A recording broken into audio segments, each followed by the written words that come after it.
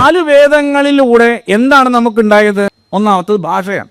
നമുക്കറിയാം നമ്മുടെ ഭാഷ അ ആ ഇ ഈ ഉ ഊ ഋ എന്നുള്ള ഭാഷയാണ്.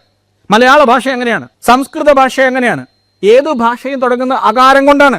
ആദ്യത്തെ അക്ഷരങ്ങളെല്ലാം ആ എന്നുള്ളതിൽ ആൽഫബറ്റിലാണ് തുടങ്ങുന്നത്. എ ബി സി ഡിയിൽ എ എന്ന് പറയുന്നത് ആയാണ് ഉച്ചരിക്കുന്നത്. അപ്പോ അതിന് ഋഗ്വേദത്തില് 1ാമത്തെ മന്ത്രം എന്താണ് പറയുന്നതെന്ന് അറിയാമോ? അഗ്നിമീളേ പുരോഹിതം യജ്ഞസ്യ ദേവമൃത്യുജം ഹോതാരം രക്തധാതമം. എന്താ അതിനർത്ഥം? അഗ്നി, അതിലെ സ്വരാക്ഷരങ്ങൾ മാത്രം എടുക്കുക.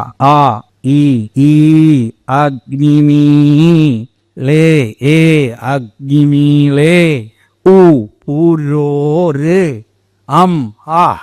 ഇതിനകത്ത് കവർഗത്തിന്റെ ഭാഗമുണ്ട്. ഗ, അഗ്നിയിലെ ഗ. അങ്ങനെ സ്വരാക്ഷരങ്ങളും വ്യഞ്ജനാക്ഷരങ്ങളും രണ്ടും എങ്ങനെയുണ്ടായി? വേദത്തിലെ 1ാം മന്ത്രത്തിൽ ഉണ്ട്. അതുകൊണ്ടാണ് വേദങ്ങൾ എല്ലാ ശാസ്ത്രങ്ങളുടെയും ബീജമാകുന്നു എന്ന് പറയുന്നത്.